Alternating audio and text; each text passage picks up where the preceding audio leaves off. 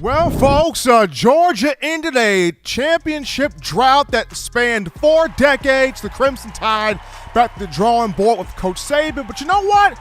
You're rocking and rolling on the number one show, hottest show here in the streets, talking your Crimson Tide football. That being yours truly, Stephen M. Smith, Touchdown Alabama Magazine, in my own words, bringing you the show from Birmingham, streaming this to you on YouTube. Speaking of the channel, go ahead right now, hit that subscribe button, smash that subscribe button right now if you haven't already subscribed. Get your friends to subscribe as well, so that way you can have all that you crave when you talk Crimson Tide football. Also, hit that thumbs up, run those likes up, give us a thumbs up on the show. Also, turn on those notifications, hit that little bell so that way you can get all of your news, notes, information, and material on your favorite program, that being the Crimson Tide. We got a lot to get into this evening, got a lot to dive into, got a lot to talk about. This is a safe space for you, the Alabama football fans. If you want to cry, vent, whatever you are trying to do tonight, let that opinion, let that voice, let that passion be made known here right on the show. You can do this by calling 205-448-1358, the number to call in to let your voice be heard on the show, 205-448-1358, and one more time, 205-448-1358. Definitely want to hear from you. Of a daily super chat goes $75. Appreciate you guys. It's Jimmy Cash Money. Put it in the bag. Clay has already gotten started with the $100 donation, handling the daily super chat go all by himself. Appreciate Jimmy Clay. And now Bill from New York, my man Bill, has just come in with a $5 donation to his own credit. Appreciating you guys getting us jumping here on a Wednesday. We got you covered here on Facebook and Twitter as well, streaming to you the show. But we got an outstanding guest this evening. We'll be joined by 3-time national champion, former Alabama linebacker Joshua McMillon. He's got some thoughts. He's got some opinions. He's got some ideas here coming off the tough 18-33 loss for Alabama at the hands of Georgia. And where does Coach Saban, where does his team go to from here when you discuss spring football, but most importantly, next season for the Crimson Tide? But we get into now topic number one here of the conversation this evening, and that goes to the Alabama offense, and where was it exactly in terms of Lucas Oil Stadium in Indianapolis for this game? And for me, it doesn't matter at this point whether it's the Carolina Panthers, whether it's the Jacksonville Jaguars. I don't care if Timbuktu comes in for Bill O'Brien. It's time. It is time for Bill O'Brien to kind of exit stage left here. And maybe Doug Marrone goes with him. Who knows? But it doesn't matter if it's the Panthers or if it's the Jaguars or if it's Timbuktu. Something has to change here in terms of the offensive play calling, the offensive coordinator perspective here for Alabama, because O'Brien reverted back to what got him the most criticism in the early part of the 2021 campaign, and that was the play calling of not being patient with the running game. When you should be running the ball, he's throwing the ball. When you should be throwing the ball, he's running the ball. And there was a point in the game where when you have two Alabama greats, such as Devontae Smith at wide receiver and Jalen Waddle at wide receiver, literally screaming through Twitter, run the bleep ball. When you got two greats literally saying this on Twitter, and then when you have other former Alabama players echoing the same statement, the same sentiment, run the ball, put the ball in the hands of Brian Robinson, run the football, let B-Rob do what he does out there on the field.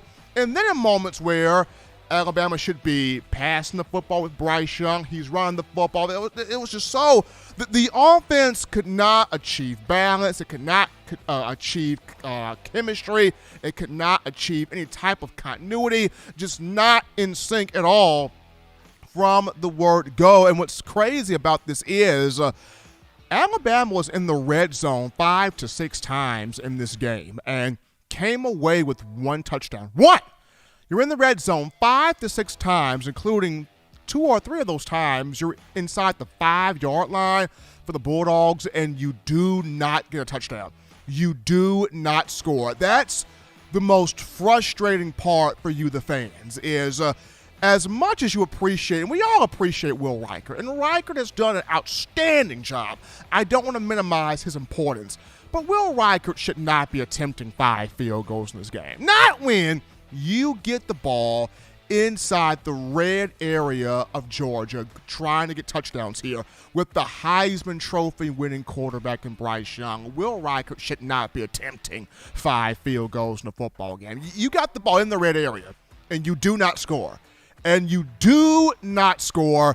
Alabama left several points there on the field. And for Bryce Young, and I respect how much he took this upon himself, how much he took a lot of the responsibility or all of the responsibility for that performance. And just for him, this is going to fuel him a lot for the spring. This is going to fuel him a lot for next season. But there are going to be some nights where Bryce Young falls asleep and goes, can I have that throw back? I want that one back. Man, can I get that throw back? And there were several throws in that football game where Bryce is going to be going, if I was a little bit more accurate here, if I would have let that guy a bit more in stride, if I would have had that ball on time just a bit more, touchdown, touchdown, touchdown. Yes, there were dropped balls in the matchup. Yes, there were other things that happened that went on, but for Bryce Young, for someone who really is adamant about making the right play and passionate about making the right play, making the right read, making the right throw, being accurate, being precise, being on time, distributing the football. And yes, give Georgia credit. Kirby Smart, Dan Lanning, they did different things. They pressured him. They brought different angles of blitz packages. They disguised coverages. You give Georgia credit. I don't want to minimize what Georgia did. But you got to give them credit for what they did in making Young completely uncomfortable out there all game on the field.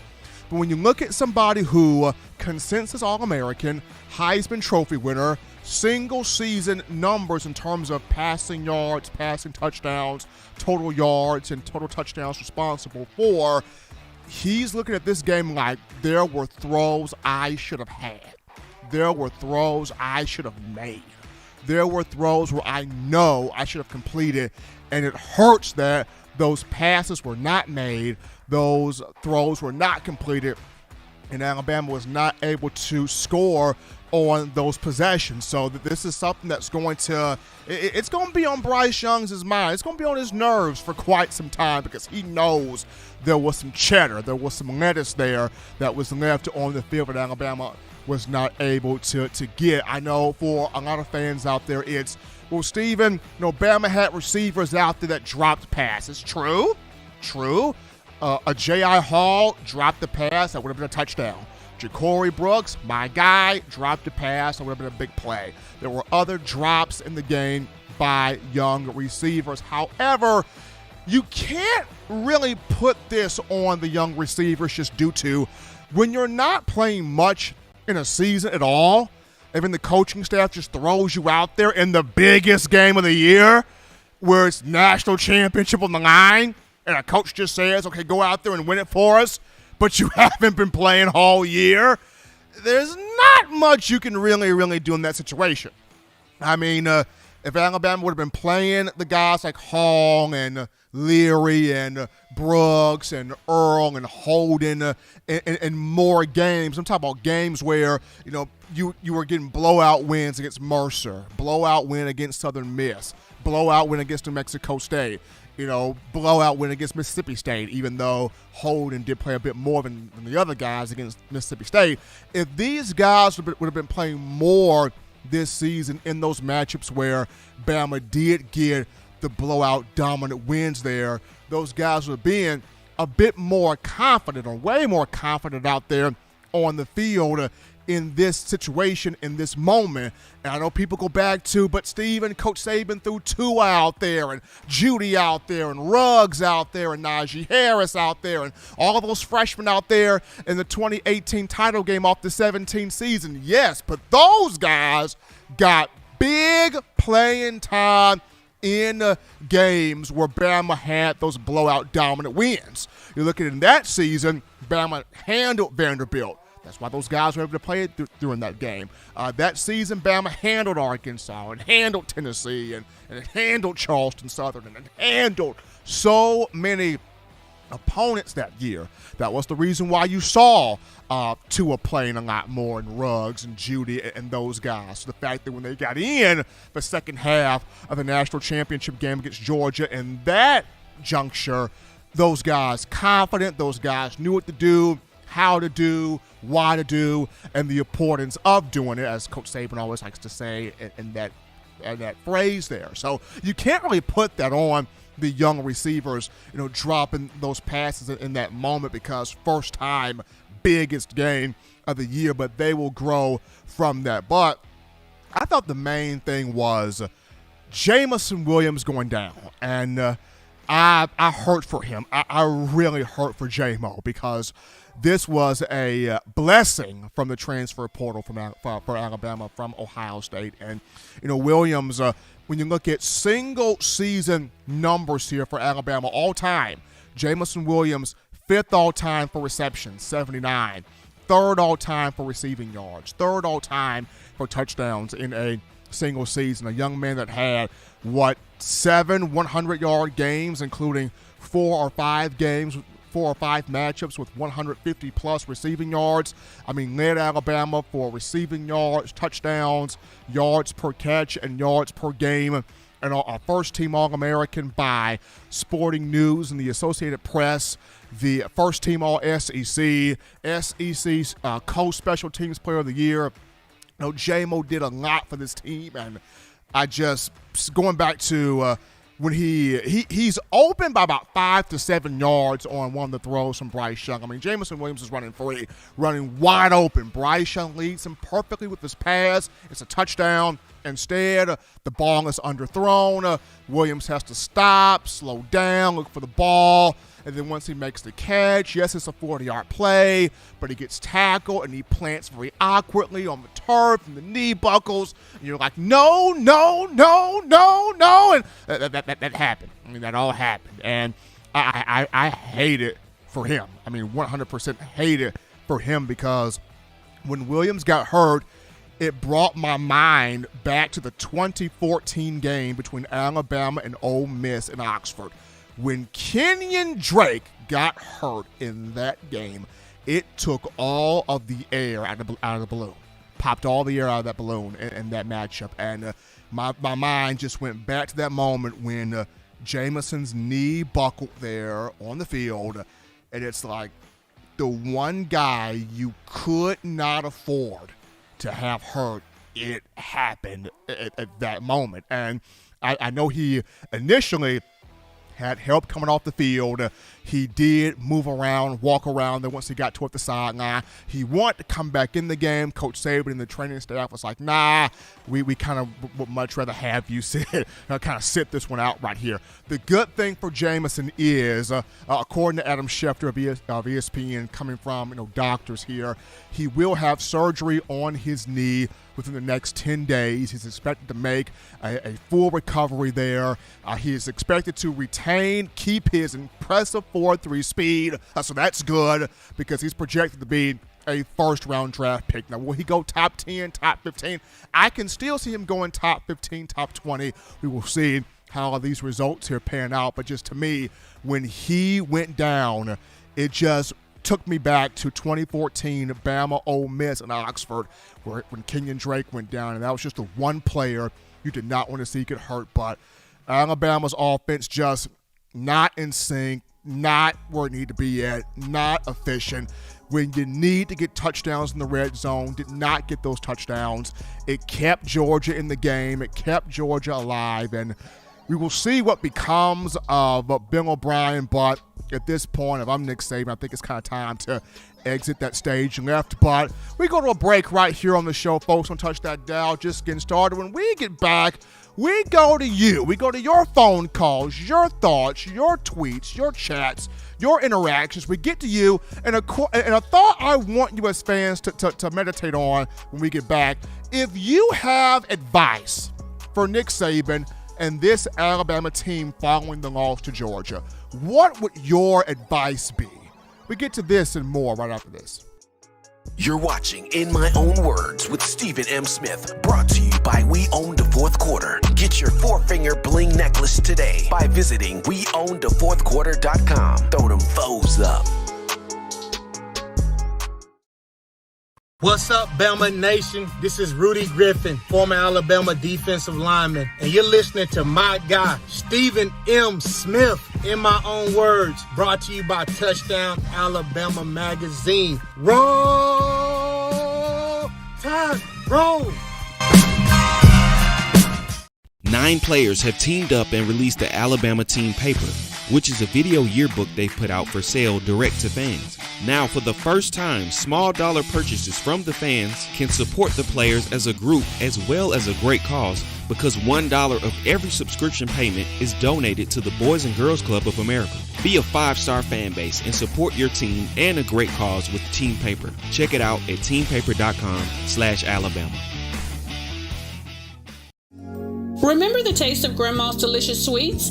Emily's Heirloom Pound Cakes brings back those precious memories with just one bite. Each cake made from scratch.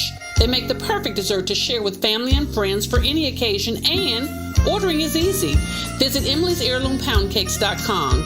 Click the online store and shop. Then pick up your fresh cake at the kitchen in downtown Homewood. Order yours online at emily'sheirloompoundcakes.com. Emily's Heirloom Pound Cakes, making memories from scratch. And we're back into the action here, folks, from the break of the number one forum for Crimson Tide football news. In my own words, yours truly, Stephen Smith of Touchdown Alabama Magazine. Proud to have you guys in here. We go to some super chats, or one super chat right here. How about Jimmy Clay again? Jimmy Clay with that $50 donation, showing love here on the show, putting the money in the bag. Appreciate all of you guys checking us out here, making this your show, your network, your platform, your space to talk Alabama football. And right now, we go to the phone lines to take your calls. The call segment is brought to you by the Blue Wrench Gang. 205-448-1358. Number to call in, 205-448-1358. We grab this call here. You're live on the show on a Wednesday. What's going on? How we feeling? State your name and where you calling from. What's going on, Steve? It's Elijah calling from Jersey, man. How you feeling? Elijah, man, doing good, man. The result from the championship game, not what the Bama Nation wanted, but you know what? I made it back to Birmingham safely on yesterday, and I get a chance to do this show that I enjoy so much, so I'm okay. I feel you, man. I appreciate having you here and everything, being on the on the streaming, and so we can all voice our opinions on this game. But you know, I gotta say this, man. You know, I wasn't even upset with the game, the outcome of the game. I was more so proud that these young boys took this Georgia team into the fourth quarter with the lead. You know, that takes a lot. You know, especially when you think about this. People, and when I called last week and talked to you, people don't realize how important John Mechie is to this offense. He might not be the fastest receiver, but it's the reason why this dude was leading the team in receptions. You know, him and Bryce have a chemistry. You know, he knows where Mechie is going to be. That's why Mechie was targeted so many times. So when he went out, it messed up. I want to say he was a great possession receiver. He keeps them chains moving for us, you know.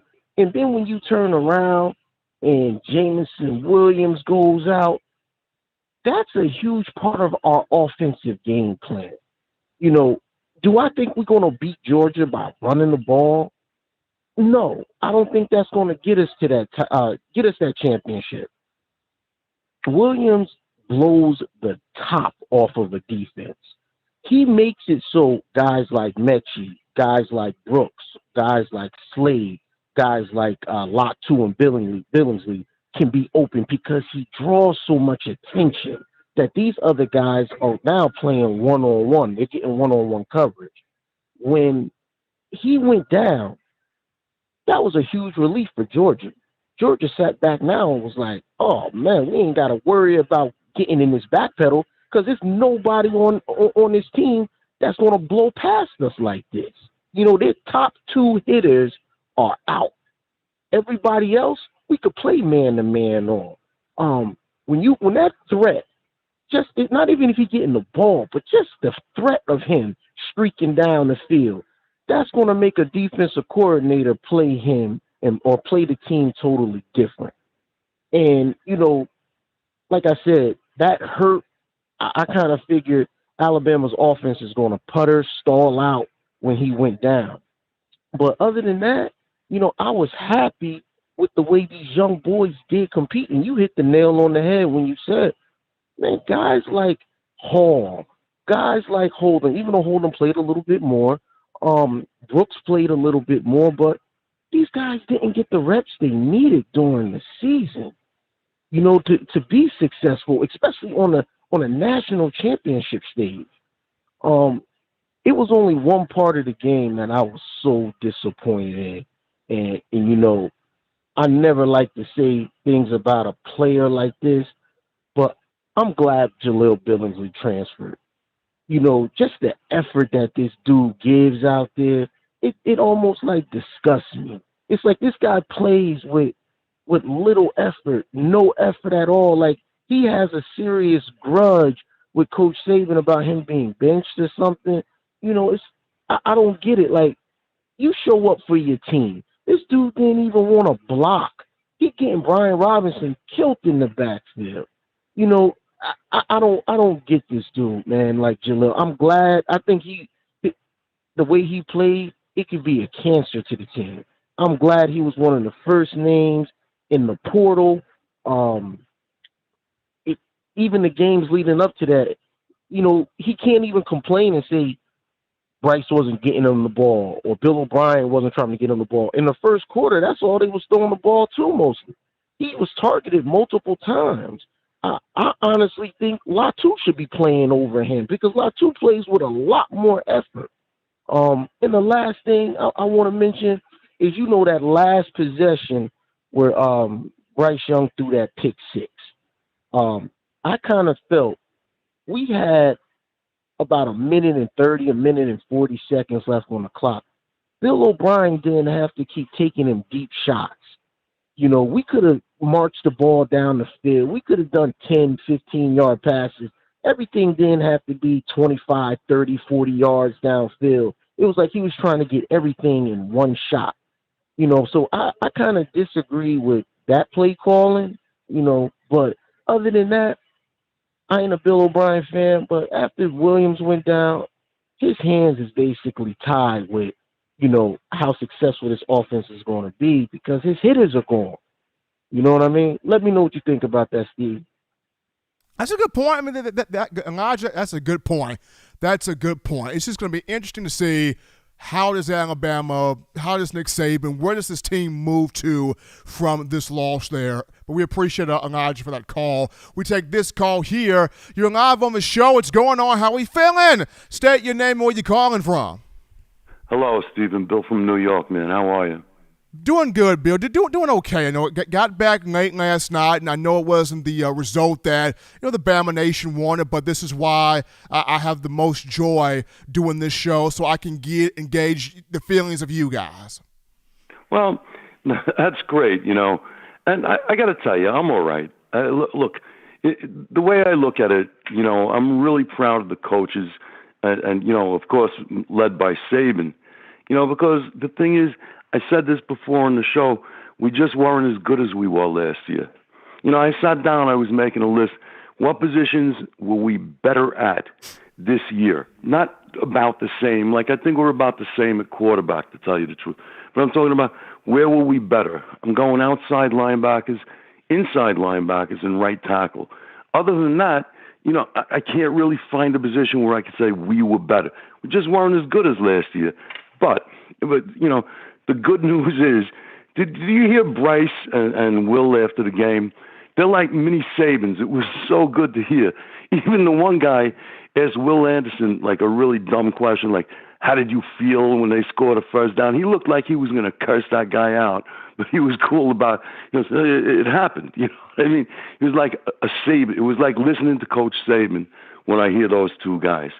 Now, next I want to touch on the transfer portal. I don't know enough about like Brown and Watuta. I don't know these guys too well. Paul Tyson, I don't think he had any chance of playing. I wish them all well, by the way. I don't think he had any chance of playing behind Milroe. And I love this kid coming in, Simpson from Tennessee. Just on the little YouTube stuff I've seen on him, he looks good. And Drew Sanders, wish we would have kept him, but it's better for him that he leaves. He ain't going to have a chance to develop with us. My man, Dallas Turner, is good. And he's going to keep on getting better, and you got Will on the other side. Now, I got to agree with Elijah Billingsley. I wish all these kids well.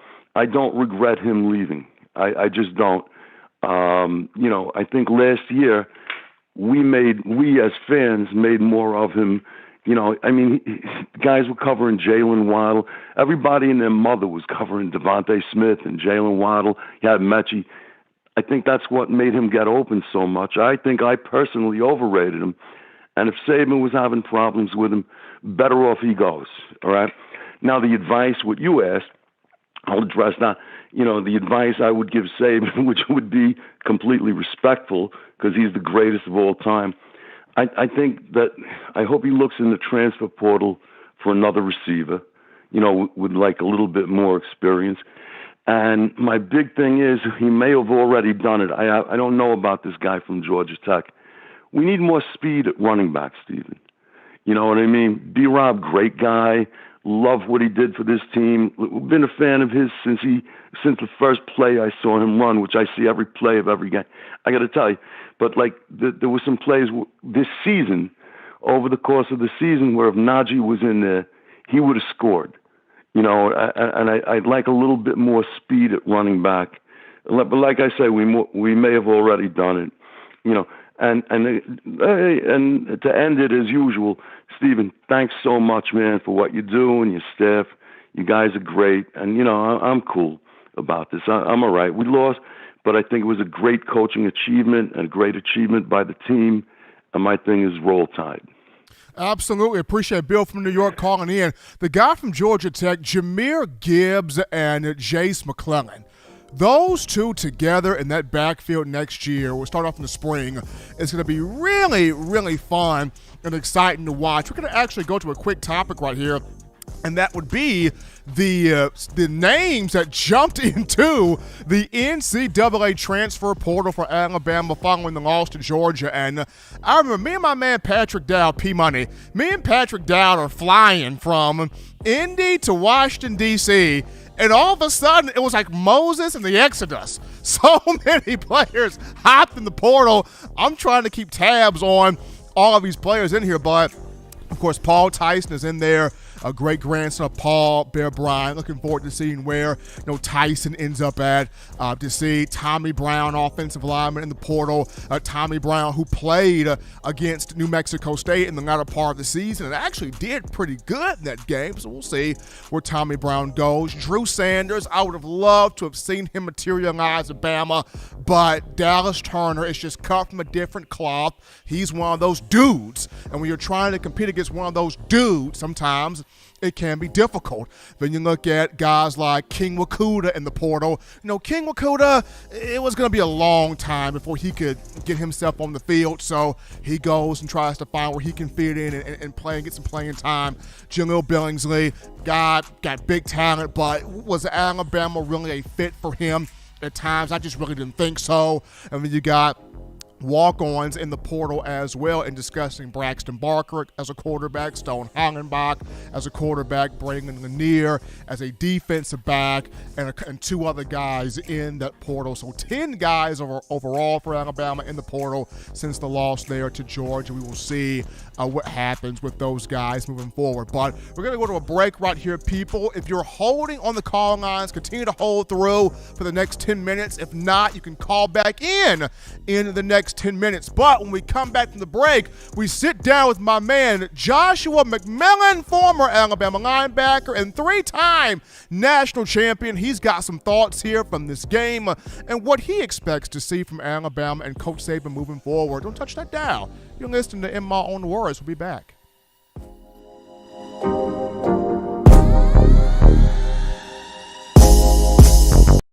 You know what we do at the start of the fourth quarter. We throw them foes up. But now you don't have to wait until the fourth quarter. Get your 4-finger bling necklace at weownthefourthquarter.com. It's the first and only logo that captures the essence of all Crimson Tide players and fans as we represent the legendary Alabama football fourth quarter dominance. Get your 4-finger bling necklace right now at weownthefourthquarter.com. Get yours today and stun on them haters.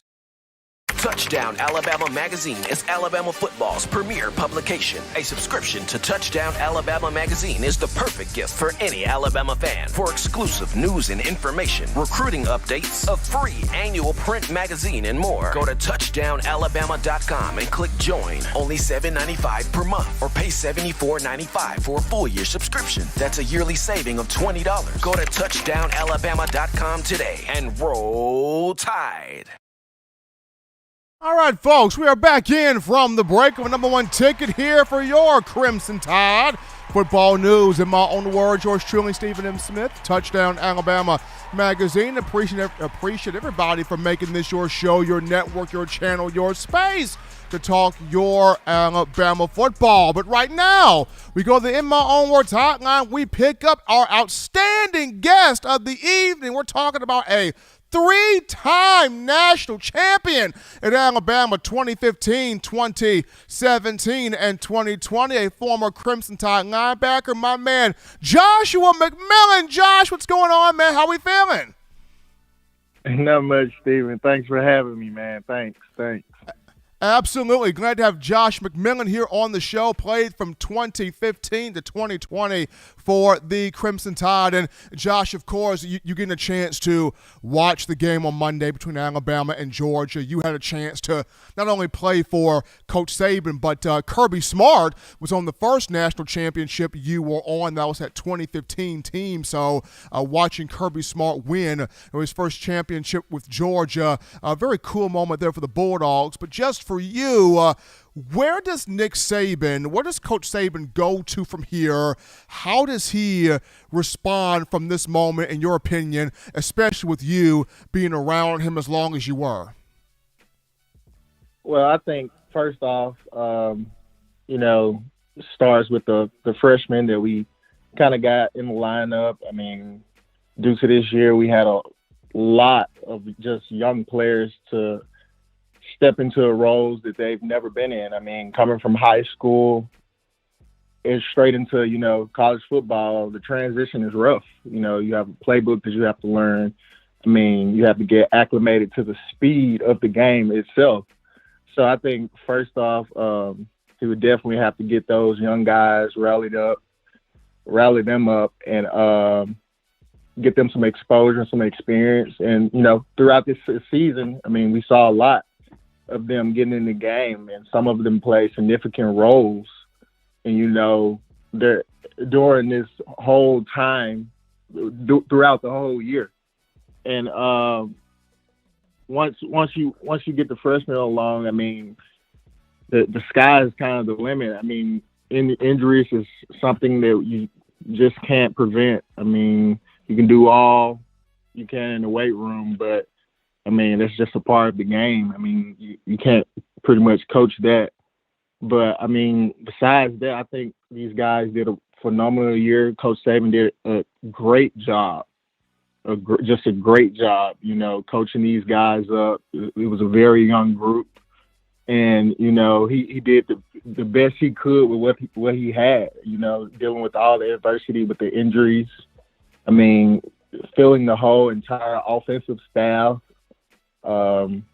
And just being able to bring everyone together and push forward through everything. I mean, I think the sky's the limit for these guys. They're bringing back a Heisman Trophy winner, a Nagurski Trophy winner on the defensive side.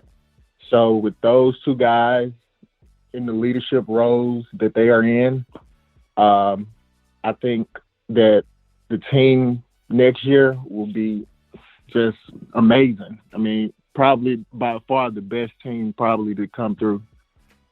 So you bring up now Bryce Young and Will Anderson here, Josh, and we are on the phone live with three-time national champion, former Alabama linebacker Joshua McMillon here on In My Own Words, yours truly, Stephen M. Smith, on the Wednesday if you're just tuning in. And bringing up Young and Anderson, you and I talked yesterday, Josh, about how this was a team led by two sophomores, and you're going up against a Georgia team in Kirby Smart with a bunch of seniors, with a bunch of older guys, with a bunch of experienced players, and these two sophomores had Alabama on the biggest stage competing pound for pound here against this team here in Georgia. In your opinion, how does this fuel Bryce Young? How does this fuel Will Anderson going into this spring and going into next season in terms of making sure that a loss on that stage doesn't happen again? Oh, it definitely, I've been there in that situation many times. I won 3 national championships, but I also lost 2. I lost 1 or 2. I can't remember. We go so much, but I've been in that situation several times, and I mean, that's a feeling that you won't ever forget. Seeing the confetti fall down for the other team, being in that situation in the game, knowing that the outcome could have been different, and you could have done something about it. I mean, all the fourth quarter program season, I think it would be.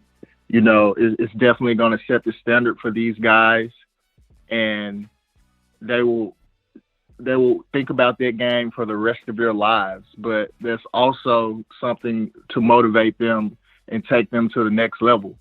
I mean, it left a bad taste in their mouth, and I think each and every day they're coming in and they're clocking in the weight room. They're clocking in the film room. They're going to constantly remember those moments, from the national championship. And I think they're going to come back with vengeance, and they're going to come back and, completely destroy the SEC and hopefully bring home the national championship.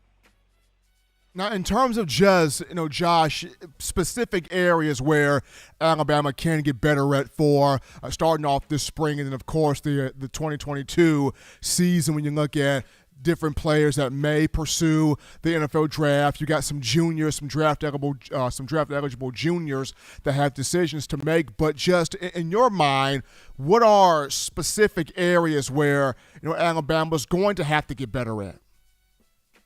I think depth-wise, they will have to get better at, corner, of course. The corner play was very inconsistent. I mean, we had some DBs to go down, Jalen Armour-Davis, Josh Jobe, and we had some young guys that were able to step up, Kool-Aid McKinstry, Kyrie Jackson. But after that, I mean, it's pretty much freshmen that are going to have to come in and fill those spots. So I think cornerbacks is definitely a place where we're going to need some improvement at.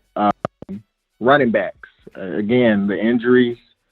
B-Rob had an outstanding year. He was able to push through the threshold for 1,000 yards, but not too much of a breakaway speed running back, or a elusive running back that can just kind of make plays on his own. I would definitely like to see improvement there. And I think maybe in the offensive line, the consistency just wasn't there. Again, it was due to injuries. I mean, I think Evan Neal was, a one-man show that lasted throughout the whole entire season. We had multiple substitutions in the center area, left guard, right tackle. So I think the offensive line unit as a whole, we need to see a lot of improvement in that area. He is Joshua McMillon, ladies and gentlemen, former Crimson Tide linebacker, played from 2015 to 2020, three-time national champion, joined us here on the show, giving his thoughts from the national championship game and where he sees Coach Saban and the Crimson Tide moving from here. Josh, as always, my man, take care of yourself. We appreciate you, brother. Stay safe. Be good, man. All right, you too, Stephen. Thanks for having me. Absolutely. Joshua McMillon joining us here on the show talking Crimson Tide football. We're going to go to a break right here, folks. Don't touch that dial. When we get back, return to the phone lines to get your calls, your thoughts, your tweets, your chats, your opinions, also your advice that you have for Coach Saban and the Alabama football team moving forward from this loss. We get to you guys right after this. Don't touch that dial. Call in right now as we're taking your calls up next on In My Own Words with Stephen M. Smith. Brought to you by We Own the Fourth Quarter. Visit WeOwnTheFourthQuarter.com now to get your four-finger bling necklace. What's up, ladies and gentlemen? This is Marvin Constant, All-SEC linebacker and 1999 SEC champion. You are listening to In My Own Words, brought to you by Touchdown Alabama Magazine. Roll Tide. Every sports fan deserves the proper representation. Whitwill Sports introduces to you the Title Towel. Wave that Title Towel in the air like you just don't care. In support of Nick Saban and the Alabama Crimson Tide. Only $9.99 and it lasts a lifetime. Head on over to WhitwillSports.com and get your Title Towel today.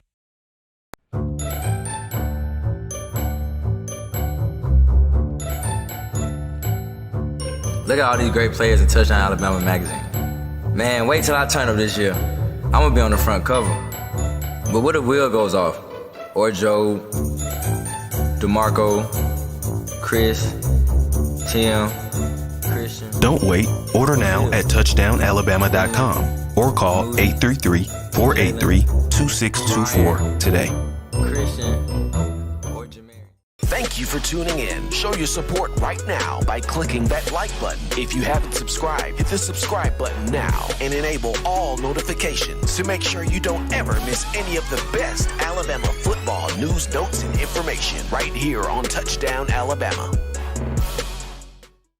All right, people, we are back in from the break on the number one forum for Crimson Tide football news.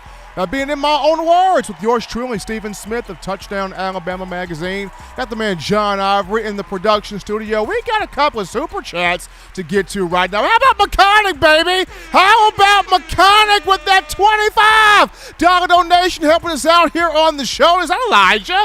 That is Elijah with the $20 donation to his own credit. We appreciate everybody for donating to the show, showing the appreciation, making this your network, your channel, your space and platform to talk Crimson Tide football. We go to the phone lines right now to grab your calls. Call segment brought to you by the Blue Wrench Gang, 205-448-1358, number right there, 205-448-1358. We grab a call here. You're live on the show. What's going on? How we feeling? State your name and where you calling from. Hey, what's going on, Stephen? It's Anthony from Long Island. Long-time listener. I'm a first-time caller, though. What's going on? What's going on, Anthony? How we feeling? I'm excited, man. I'm super fan of you because many reasons. How you are, how humble, how you cover you and your team.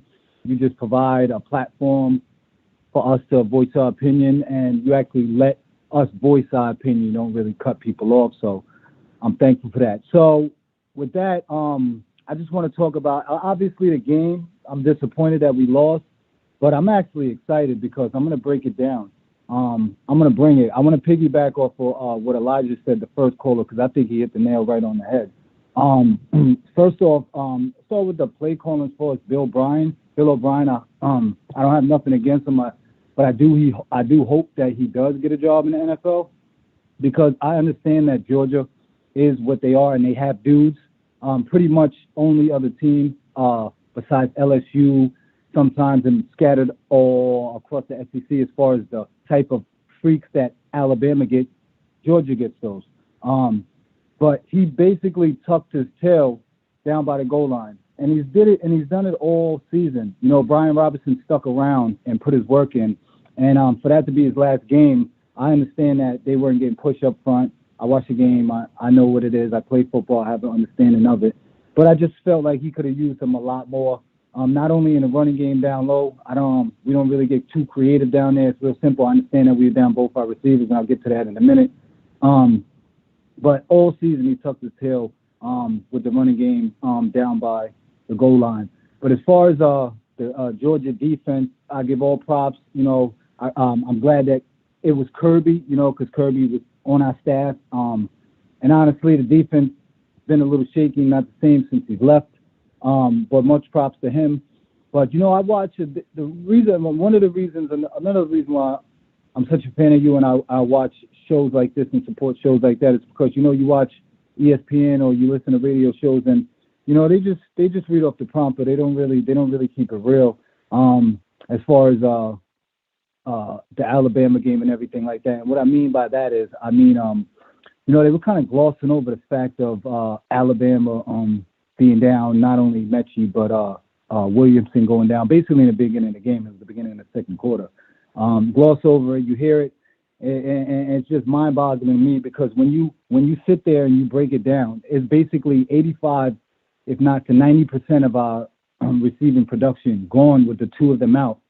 Between the two of them, they had basically 2,720 yards receiving, 23 touchdowns, and a total of 175 catches.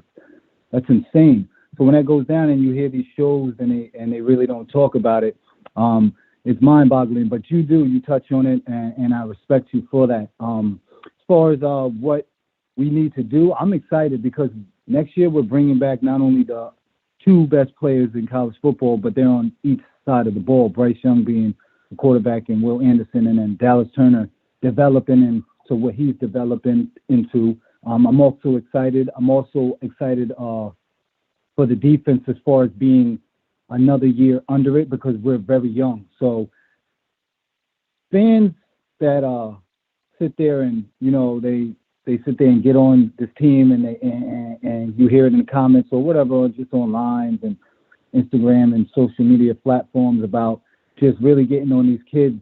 This team, I want people to understand, this team was down. Like I said, I stated the stats of receiving production. Then basically, Georgia, what they did is, you got to understand, Kirby is a very good defensive coordinator.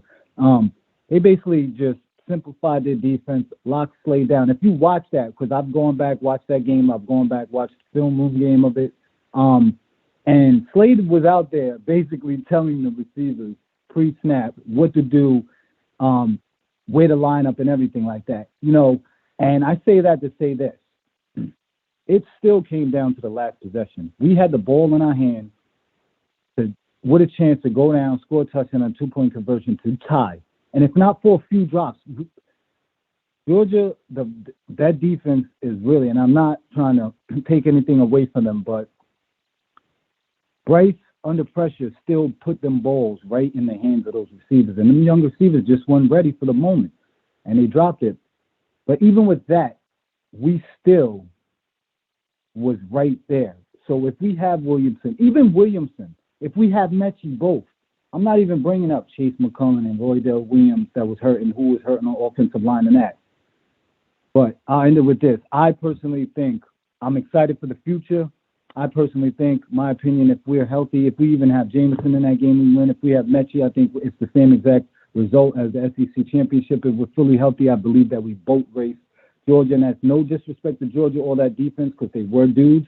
But when you really break it down and you watch, they played in the SEC East. They really, the only really quarterback that they played this year, quarterback that can make every throw, is Bryce Young, and they played him twice. They played a lot of other players and a lot of other quarterbacks, and I'm not taking nothing away from them, but facts are just facts. But as far as the advice, I would advice, just keep working, because with everything I stated, and people that watch the game and really see and understand football and watch that game, Bryce had both his hands tied behind his back since when Williamson went down, and the play calling basically was even put him behind the chains even more. And I mean, that's one of the best games I've seen him play or quarterback play. Because if those balls are caught, it's still possibly a different outcome. And if they win that game, that's the best national championship game win I can remember, and the best job that Coach Saban would have done since he's been there. Because, again, I take nothing away from that Georgia defense. They got freaks. That Georgia defense was serious. Their secondary, but that front seven is as mean as I've ever seen anything, NFL or college. And for us to still be in that position at the end and have a chance to win it if the plays are made, which Bryce gave us a chance to, is, I'm telling you right now, I think Alabama is just going to just run through college football next year because of just the players that are coming back and where we were. And to be able to be in that position against that type of Georgia team is outstanding to me. And I'm hyped. And again, I appreciate all you do. I thank you for this platform that you provide for us. And you do just a great job. I thank you. Appreciate Anthony there for that calling into the show on a Wednesday. We continue with calls right here. You're live on the show. What's going on? How we feeling tonight? State your name and where you're calling from. What's going on, Steve? It's your boy, Coach Smoot, man. What's going on, brother? Man, Senator, lay it on me, man. How you feeling? I'm satisfied, Steve. I can honestly say I'm satisfied.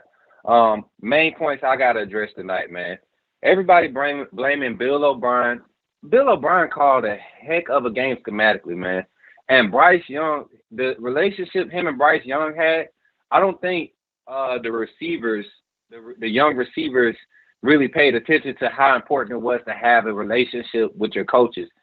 Because you could tell after Slade Bolden, a lot of those guys just weren't locked in mentally. Mentally, the receiver corps, they weren't locked in mentally. But you see guys on the sideline that's pouting about not getting playing time, like a Jai Hall, and, Javon Baker was pouting. You see guys acting like they ready. And the moment where all you got to do is play football. There, it's in your hands. All you got to do is play football like you've been doing all 17, 18 years of your life, or however long you've been playing, 15 years. You've been doing this for that long. The ball is in your hands. Catch the ball. We're not expecting you to make the right reads every play, but when you have a chance, that's your time. And it's not a hard catch. It's not, you know what I'm saying? So schematically, Bill O'Brien, he put these guys in position to make plays. He used the strength of his quarterback, put Bryce Young off platform, give him space to make those plays. And that's what he did, man. With all the offensive line struggles, the offensive line played sporadic, but they did enough to go against probably one of the best defensive fronts you will ever see in college football. I'm talking about we won't see another front seven like that unless these guys that we got this year, the young guys that showed up, Dallas Will, and the new guys that we know are sitting and waiting, unless they show up next year and we do some crazy revenge tour type stuff, we won't see a better defensive front than that. I mean, they was just nasty, and our offensive line still did good last night. J-Mo going down really did. It hurt emotionally, but that's the time I expect guys who have bought into the process to show up. And people keep comparing these young receivers to the Ruggs crew, Ruggs, Waddle, Judy, and Devontae Smith crew.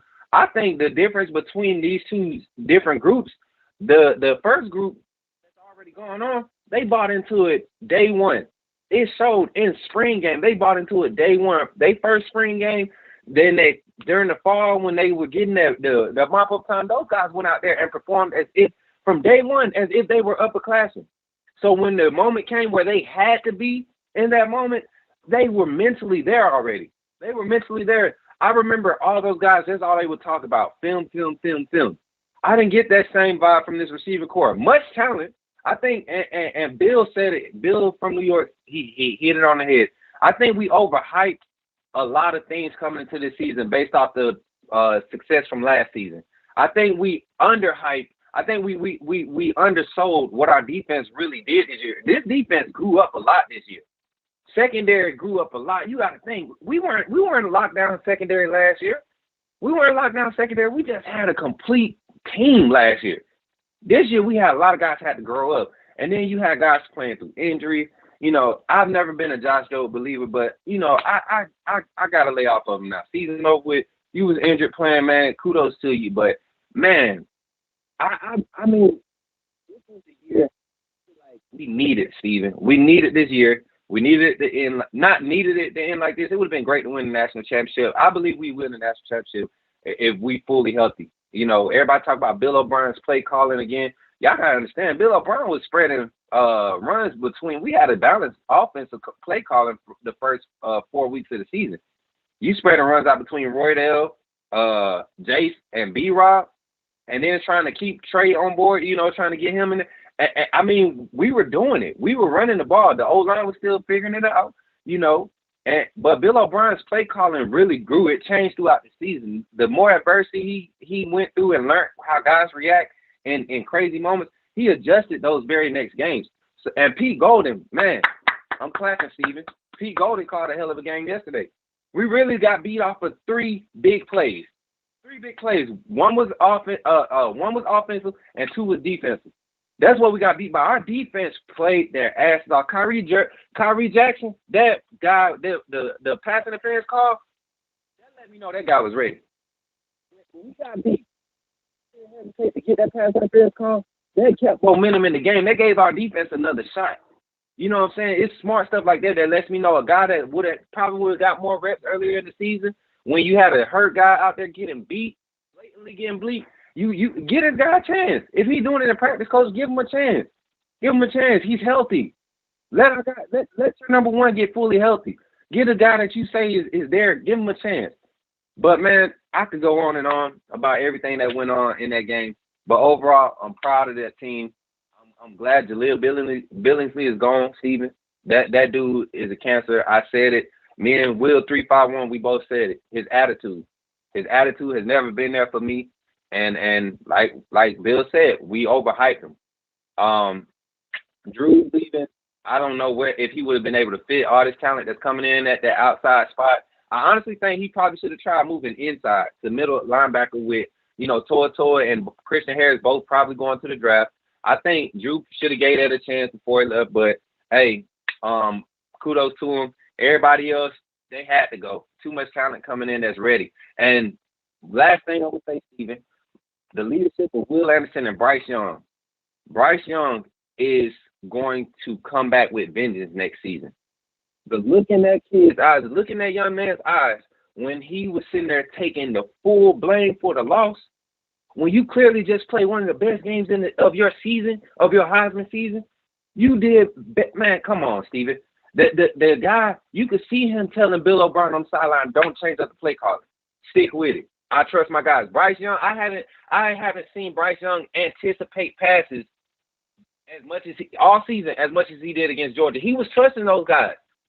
So those 3 or 4 big drops that those young guys had, they gonna learn from that, Steven. And then you got guys that watch that, these receivers that watch that game, that these recruits that's on the field that help get ready. They like, man, oh yeah. Okay, coach, I understand.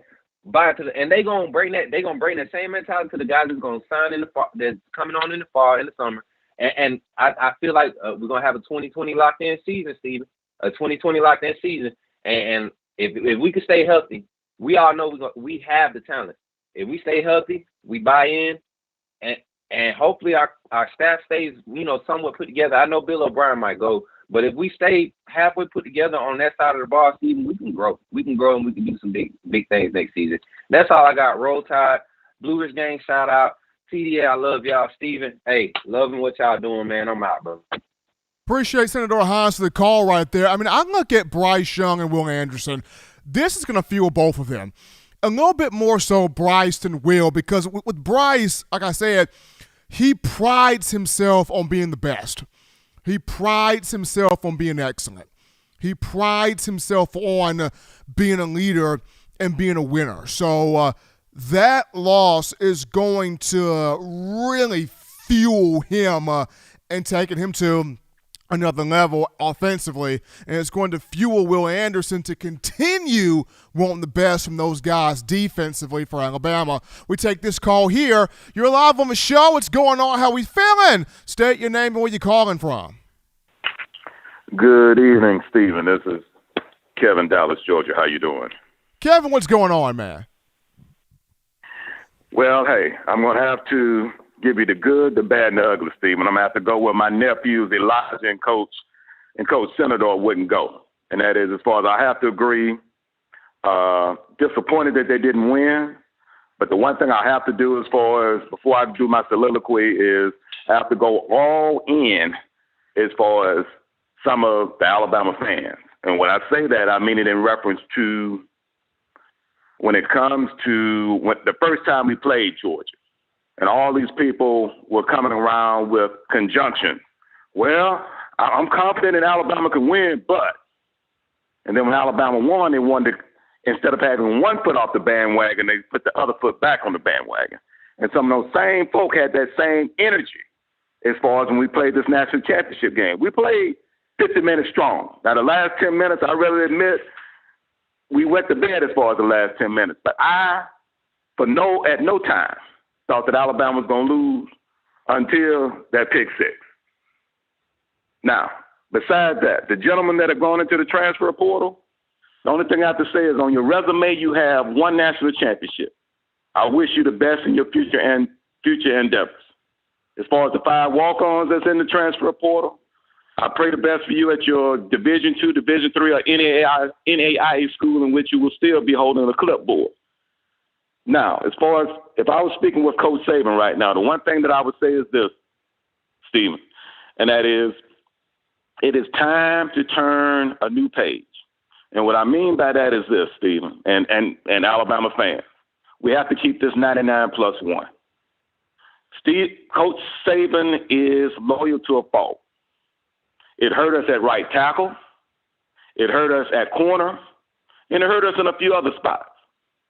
And the one thing that Coach Saban has to do as far as with the upperclassmen, and when I say upperclassmen, I'm talking specifically with the D-line. I know that each of you all received your degree as far as winter graduation. And by that being the case, thank you for assisting us as far as being on the verge of winning a national championship this year and winning a national championship the previous year. But it's time to go on to that class that was considered the best of all time before A&M, as well as the class prior to that as far as William Anderson and Bryce's class. It's time for those guys to not only be doing the doggone thing in practice, but also doing it on the field.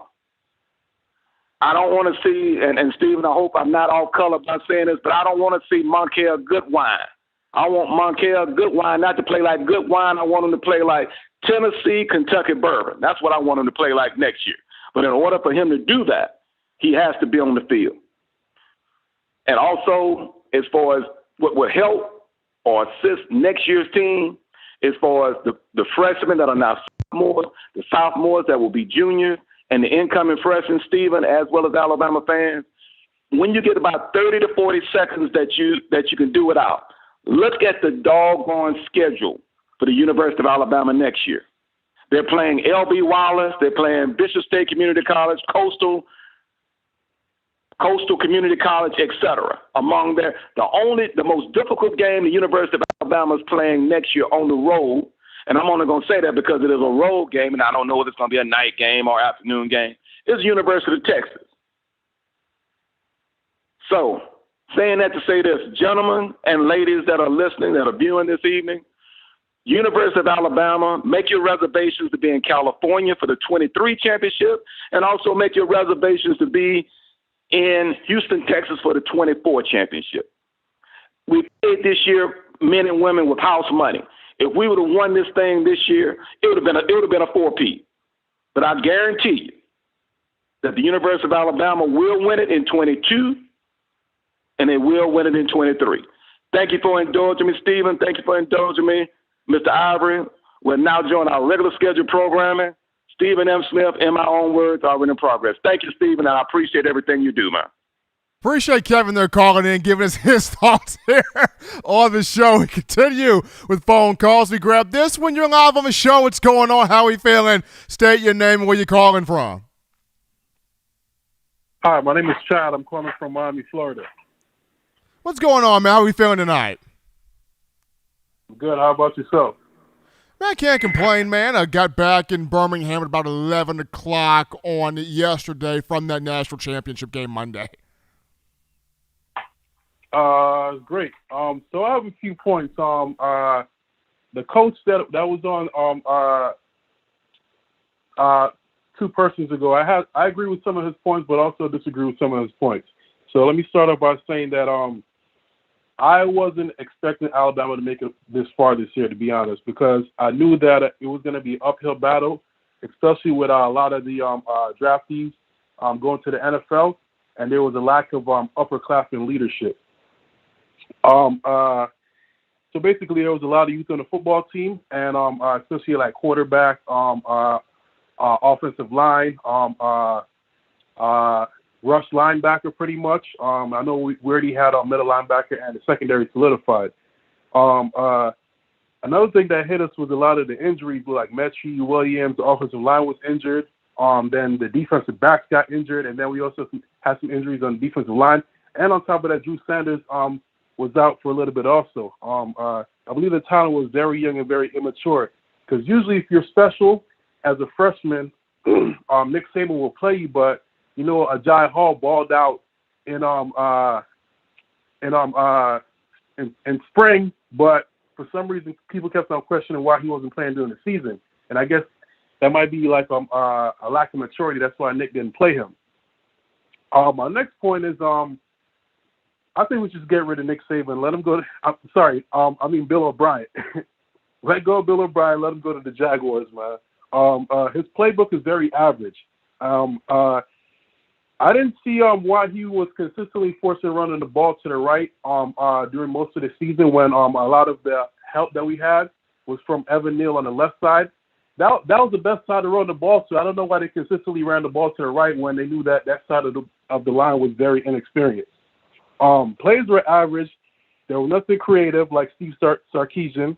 And there was not a lot of movement to free receivers up. There's no screens. There's no play action. There's none of that I saw during any of the season. And then you can tell the offensive line was very inexperienced, especially when they played against Florida, Texas A&M, Georgia, I believe Ole Miss also, when Bryce Young took a lot of sacks, especially with a stretch at cornerback in the national championship game with Jalen Armour-Davis being out, and then Josh Jobe also. That kid, Kyrie Jackson, I mean, he did the best that he could, but you could tell that he was very inexperienced when he got bombed. They tried to bomb him multiple times, and then they at least hit one of them. And then I think that we pretty much we overachieved this season, man. I was expecting us to get to the SEC championship and probably lose, but making it to the championship, I believe that we overachieved. I think that this season, watching the championship, watching them lose kind of remind me of Kobe when he lost to the Boston Celtics the first time, and then he was very mad in the interview. It seemed like he kind of wanted to cry, but he kind of like turned that pain into something good. And then for the next 2 years, he won the NBA championship when he got Pau Gasol. So that's what I'm thinking. Will Anderson, and then our quarterback will put that pain towards. But I believe that we overachieved. I like the new class that we got coming in. I believe we just need to get some experience. A lot of the guys that we had are inexperienced, and I think Nick Saban will really push him in overdrive during spring and summer training camp. So I'm looking forward to that. And then also, my last point is I believe that we are going to win, like the last guy said before, because there's a lot of uncertainty with a lot of teams in the SEC. Looking at LSU, you really don't know who their quarterback is. Looking at Texas A&M, you see that they have a transfer quarterback. Looking at Georgia, you don't really know who their quarterback is. Florida, their quarterback also transferred. So we're kind of like the only team that has some consistency at quarterback. So I believe that'll help us next season. Should be a fun season. Appreciate the call there coming into the show. We're going to go to a quick topic right here. And that topic goes to the one thing, in my opinion, that I feel like Coach Saban should do here to start this offseason is he needs to go to Jeff Allen, David Ballou, Dr. Matt Ray, and the strength staff / training staff and get a firm, concrete viewpoint of how do we, as Alabama, put somewhat of an end to these knee and foot injuries. I understand injuries are a part of football. You can't escape them. It's like cotton. It's the fabric of life. I understand that. But the regularity of these foot and knee injuries, there's got to be a stop to the regularity of this, because you lost critical. We're not talking about just average players. You lost starters, marquee pieces on both sides of the ball to these mishaps. You lose Chris Allen, first of the year, to a foot injury against Miami. Now, Dallas Turner has been a revelation, outstanding young player right there. But I still think about, man, if Chris Allen played a full year healthy, what he could have done. Then you look at having injuries to Jameson McMillon at running back. And that was somebody that can catch the ball out the backfield, that had that chemistry with Bryce Young. Losing a Roydell Williams at running back. Losing a Kamar Wheaton at running back to a knee injury in practice. Losing a John Mechie in the SEC championship game with a knee. Losing a Jameson Williams in the national championship game with a knee. Losing a Jalen Armour Davis and a Josh Jobe to injuries. These are critical pieces. These are critical pieces. And I remember prior to Ballou and Ray coming in, the final years of Scott Cochran, U.S. fans were asking, where are all these injuries coming from? Where are all these knee and foot and ankle and bone and ligament and tendons and where's all this coming from? And you start to figure out the latter years of Scott Cochran as the director of strength and conditioning, though Scott Cochran did a lot of good. Toward the end, those injuries got traced back to where? The strength and conditioning program. And Coach Saban just felt like now it's time to part ways after 13 years. So if I'm Coach Saban, one of the first groups I'm going to Jeff Allen, who's been here since 2007.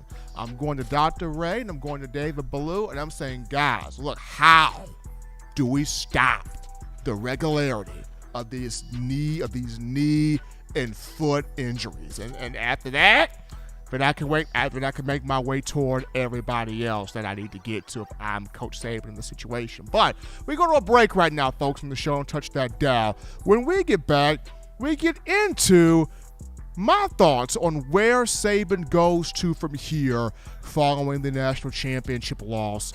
We touch on that and tidy up loose ends right after this.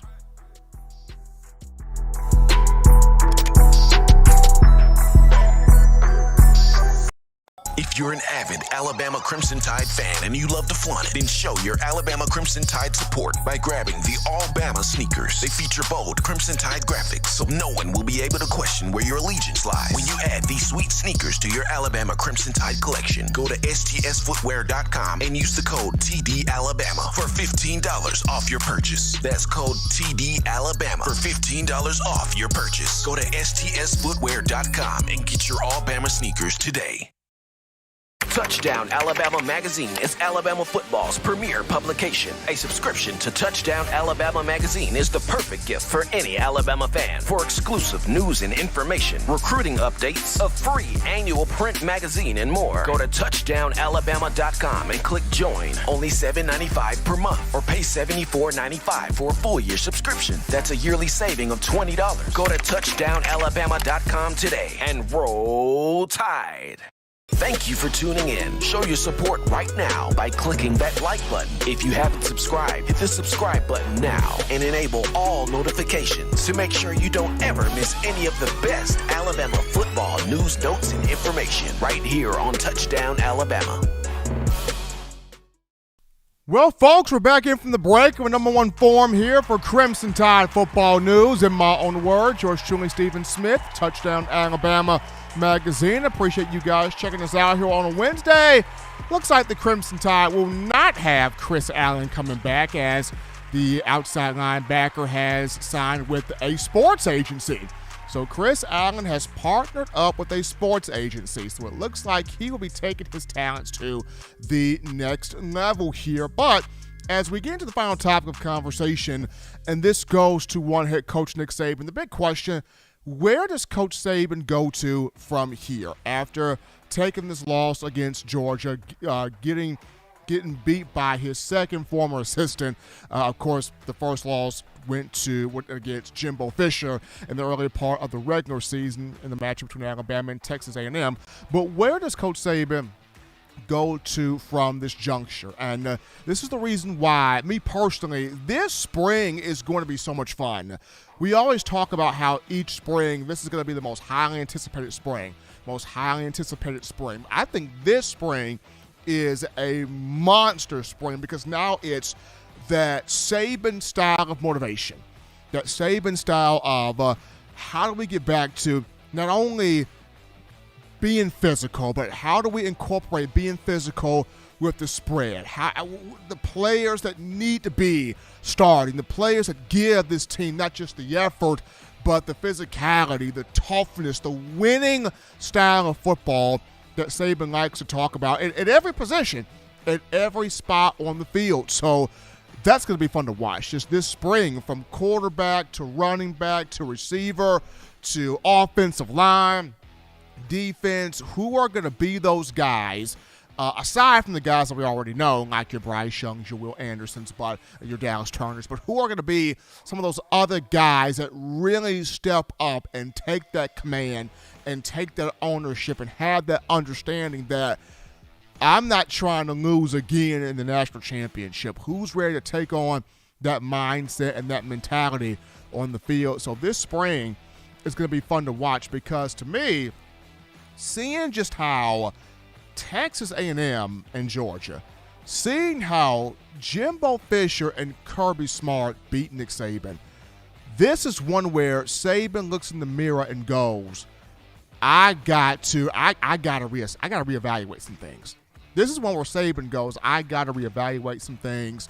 I got to reestablish some things. Because going back to the SEC the national championship game, there were moments where Kirby Smart said, we're going to run the ball right here with Zamir White and James Cook, and there is nothing Alabama can do about it. We're going to run the football right here. We're going to do this right here. And there is nothing Saban and the Crimson Tide can do about it. And that's something that you just never see happen, where a team is going to, where you know what that team is going to do in terms of Alabama, and the Crimson Tide just looks helpless against that. I mean, second half, defense wearing down because of giving the ball to Zamir White, giving the ball to James Cook. And then against Texas A&M, the way Jimbo Fisher defensively had guys flying all over the field, had guys getting to Bryce Young, had guys sacking Bryce Young, had playmakers all over the field. And then offensively, Jimbo had moments where he was like, we're going to do this thing right here. And there's nothing Alabama, there's nothing Coach Saban's going to do that's going to be able to stop this right here. So seeing how both of those teams, both of those coaches open eyes to, this is how we're going to beat Alabama. This is a situation where Coach Saban takes a good look within himself and uses this as fire within himself to get back to that brand of physicality, and also to do something that U.S. fans talked about, breaking away from that loyal to a fault mentality. I know Saban loves his juniors. He loves his seniors. He loves his guys that put in time in the program. But I think this is going to have Saban going, if a younger player is better than my junior, than my seniors, I got to go with the younger player. If the younger player has shown me that he's got more of the mental makeup, more of the maturity, more of the mindset on the field and off the field, and then he's got more of the talent as far as the ability to give us winning football on the field versus this junior, versus the senior, I got to go with the young talent, and I got to go with that young talent consistently. So that's going to be another thing to watch here in terms of Saban for the upcoming season. Also, I think, in my opinion, moving forward, for Alabama, got to get back to, and for Coach Saban, got to get back to recruiting players at specific positions. And I was talking to a lot of former players about this as I'm coming home from Indianapolis. The last couple of years, Alabama's recruited athletes, well, it doesn't matter where we put him because the guy's an athlete. He's an athlete. We can put him anywhere on the field. Sometimes that works, and sometimes that comes back to bite you in the butt. And the last couple of years, it has come back to bite Saban in the butt a few times. When you look at, you can recruit a player as an athlete, but you need a legit corner. You need somebody that's a high-end corner that all they know their whole life, corner. That's what you need. If that's what you need, that's what you need to be recruiting. Not an athlete, but a high-end corner. Same thing at safety. Not an athlete, a high-end safety. Somebody of whom all they know is safety. They've played safety their entire life from Pop Warner League. Same thing at linebacker. All they know is linebacker. They've played that role their entire life, and other positions as well. Getting back to recruiting those specific guys at those specific spots there on the field. Just on the defensive line, when was the last time Alabama had a transformational big play, whipping up on the center, whipping up on the guard, defensive tackle, nose guard? It's been a minute. Last good one was Christian Barmore, and he was a diamond in the rough, but it's been a minute since you had a Deron Payne. Been a minute since you had a Quinnen Williams. Been a minute since you had an Ashawn Robinson, a Jaron Reed, a Marcel Darius, a Terrence Cody, a Jesse Williams. It's been a minute since you had one of those guys, and all they played was defensive tackle. All they played was nose guard. That's all they knew, and that was a specific spot in a specific position for a specific player. That's one thing, in my opinion, that Coach Saban has got to get back to, is if Bama needs a nose tackle, get a specific nose tackle. Bama needs a defensive lineman, defensive end, get a specific defensive end. Alabama needs a linebacker, regardless if it's inside, outside, get a specific inside, outside guy. Get a specific corner, a specific safety. And this goes for the offense as well in terms of those positions. I just feel like that there have been recruiting classes. Coach Saban has kind of gotten away from getting those guys that fit marquee needs, that fit those positions. And you got to get back to getting that. But I look at just Coach Saban moving forward. We know he is a mastermind recruiter. This is no surprise to anybody. We know that after losses, he's fueled even more to get the team back on top, get the team to winning championships. But I think just after those losses to a Jimbo Fisher, after that loss to a Kirby Smart, this allows Coach Saban to look within and go, what do I need to do in terms of me being a CEO of this Fortune 500 company? In terms of me driving this Tesla, what do I need to do as a head coach to make sure I'm having Alabama in this great situation, this best situation in terms of the upcoming fall to get back to a national championship? And I'm pretty sure Saban is already thinking of ways to improve, ways to have the right talent in the right spots, in the right areas. And he's even looking at the coaching staff. Who do I need to get? Who do I need to replace? Who do I need to groom more? He's already taken all of these things into consideration. So this spring is going to be a very fun, entertaining spring here to watch. But as always, folks, you want the best in news, notes, information, and coverage here on your favorite program, that being the Crimson Tide. You can get this by accessing the Touchdown Alabama Magazine app. You download the app from the iPhone App Store if you're rocking Team Apple, Google Play Store if you got the Android phone. For your audio listening needs, check us out: iTunes, Apple Podcasts, Spotify, Stitcher, Spreaker, TuneIn Radio, Overcast.fm, or iHeartRadio. Got you covered right here. As always, Bama fans, you can purchase individual copies of Touchdown Alabama Magazine. Have those sent to your door. That link will be found in the description. If you're trying to get the fresh edition, print edition of TDA the magazine, you go to touchdownalabama.com, you click join, become a member, a subscriber today. That link in the description. if you want the 4-finger bling necklace, 4-finger bling jewelry, courtesy of our guys at weownthefourthquarter.com. That's weownthefourthquarter.com. That link in the description as well. But until next time, folks, husbands, love your wives. Wives appreciate, value those husbands. Children, school is in here. School back in here. Continue doing the right thing, fun thing, smart thing, good thing, legitimate thing, to not be bored. You be sure also before I end here, thank you, John. Appreciate that, John Aubrey. The show still airs in the off season.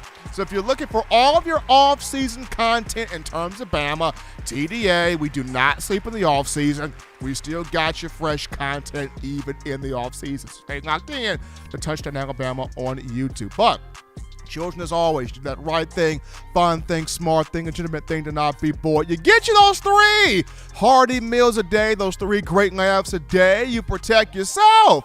You protect the loved ones around you. Till next time, folks, I'm your man, Stephen M. Smith, and you've been listening to In My Own Words.